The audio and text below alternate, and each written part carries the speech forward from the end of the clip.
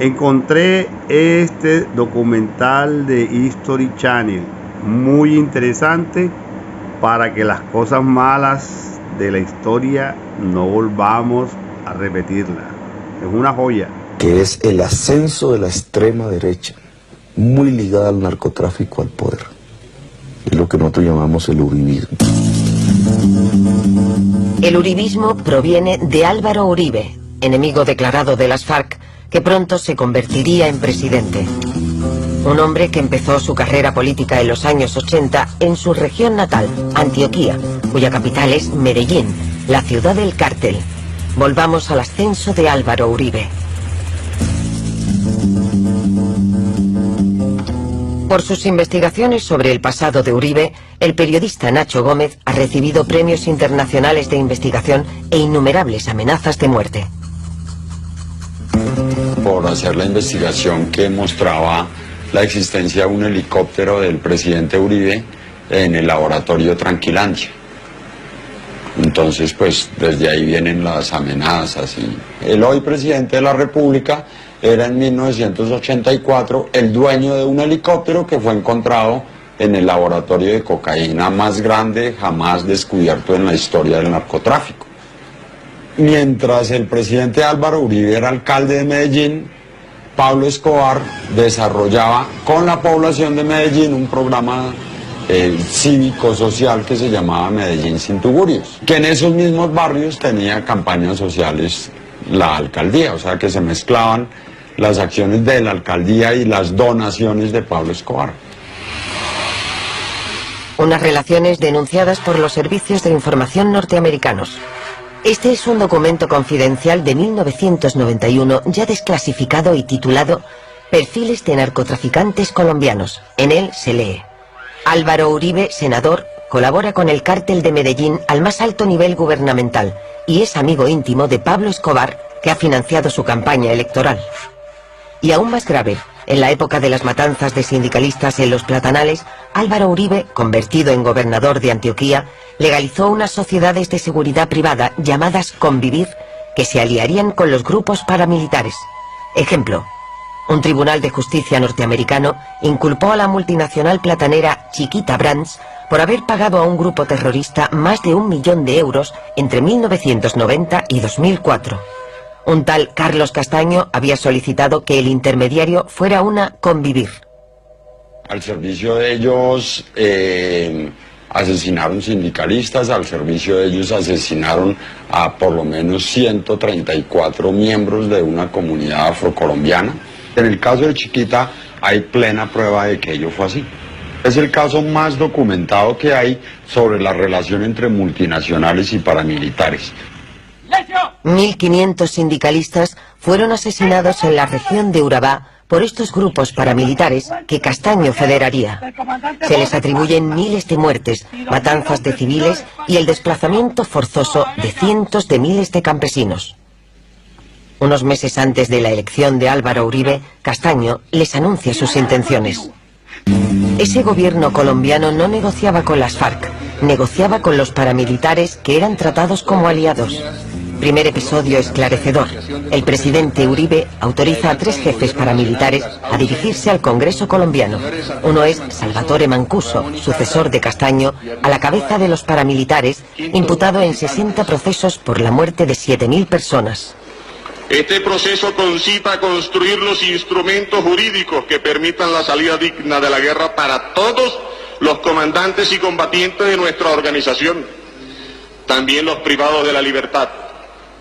Como recompensa a nuestro sacrificio por la patria, haber liberado de las guerrillas a media república y evitar que se consolidara en el suelo patrio otra Cuba o la Nicaragua de otrora, no podemos recibir la cárcel. Hubo que promulgar una ley de desmovilización, clemente con Mancuso y los jefes paramilitares. Se empezó a vender el paramilitarismo y varias cadenas televisivas, privadas de Colombia fueron cómplices en eso. Se empezó a vender no como lo que eran los ejércitos privados del narcotráfico que estaban cometiendo crímenes contra la humanidad, sino como los ejércitos salvadores contra la barbarie y la FARC. casi nunca combatió la FARC con los paramilitares. Eso casi no existe en la historia de Colombia, sin embargo así se vendieron. Y entonces el paramilitarismo empezó a tener una legitimación social. Las negociaciones desembocaron en la desmovilización de Mancuso y 32.000 hombres se convirtieron en una carga para Uribe. Washington los clasificó como grupo terrorista, debían entregar sus armas y recibirían una ayuda del gobierno. En cuanto a los 200 jefes, negociaron su situación en base al famoso decreto Justicia y Paz. A cambio de confesiones exhaustivas, se les prometieron grandes reducciones de las penas. Por sorpresa, Mancuso empezó a revelar el funcionamiento de toda la maquinaria paramilitar que se resquebrajó. Lógicamente que en toda la región del país se eligieron congresistas. ¿Y quiénes nos eligieron? Esas poblaciones que direccionábamos directamente nosotros. Igual hacíamos también con alcaldes, igual se hicieron pactos para la gobernación. Las revelaciones de Mancuso llevaron a una serie de detenciones. Según él, el 35% del Congreso había sido elegido gracias a los paramilitares. Varios senadores y jefes de campaña de la coalición uribista fueron encarcelados en La Picota en un ala privilegiada, donde hacían barbacoas familiares. El ala pronto fue bautizada por los detenidos como el Congresito. Lo cierto es que todos los caminos del paramilitarismo conducen al presidente Uribe, porque su círculo más cercano ya ha llegado allá. Para responder. La Corte Suprema de Justicia también inculpó al jefe de los servicios de inteligencia, Noguera, que fue acusado de eliminar los expedientes que relacionaban a políticos con paramilitares y traficantes. El país estaba sumido en una crisis calificada como parapolítica por la vinculación del paramilitarismo con la política. En el Congreso, el senador Petro osó denunciar directamente al presidente en el curso de un debate que hizo época. Miren ustedes aquí, primera foto, el presidente Uribe, invitando a votar por él mismo y por sus amigos que están sentados atrás, congresistas hoy en desgracia, procesados, Eric Morris. El presidente desvió la atención de la opinión pública sobre los rehenes. Una nueva operación militar de rescate acabó en una carnicería. 10 de los 11 diputados de Cali resultaron muertos. Al entierro asistieron las familias de los diputados y las mujeres que aún esperan, la madre de Ingrid Betancourt o la esposa de Óscar Lizcano. Nos congregamos en todo.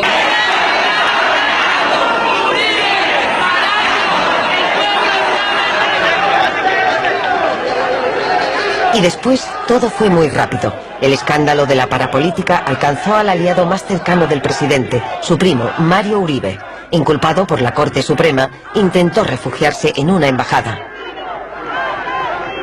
Más tarde se unió a los 25 parlamentarios ya encarcelados por sus conexiones paramilitares.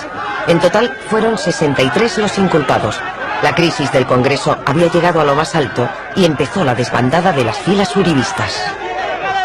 Para callar al pueblo, extraditaron a Salvatore Mancuso y a los 14 grandes jefes paramilitares a Estados Unidos por sorpresa. Sus ordenadores desaparecieron y acabaron las revelaciones que le costaron tan caras al presidente. Pero las asociaciones de víctimas de crímenes de Estado y paramilitares se manifestaron y la Corte Suprema fue más allá. Supuestamente el presidente habría comprado a parlamentarios para modificar la Constitución y obtener la reelección en 2006. Esa vez jugó su mayor baza.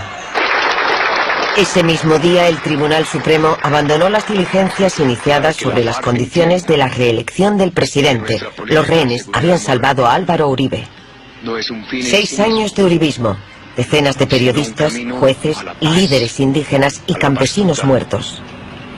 1.700.000 campesinos expulsados de sus tierras y dolor por todas partes. 10.000 personas desaparecidas, 430 sindicalistas asesinados, miles de campesinos encarcelados, acusados de terrorismo y la selva llena de rehenes. Con el ex paramilitar Pablo Hernán Sierra, quien pues es uno de los testigos llamados a declarar en esta llamada de la Corte Suprema a Álvaro Uribe. Él es el expresidente de Colombia y pues los saludamos, Julio. Laura, Julio. A él lo llama, la Corte lo llama la defensa de Álvaro Uribe? A él lo llama la Corte, y recordemos pues que él siempre ha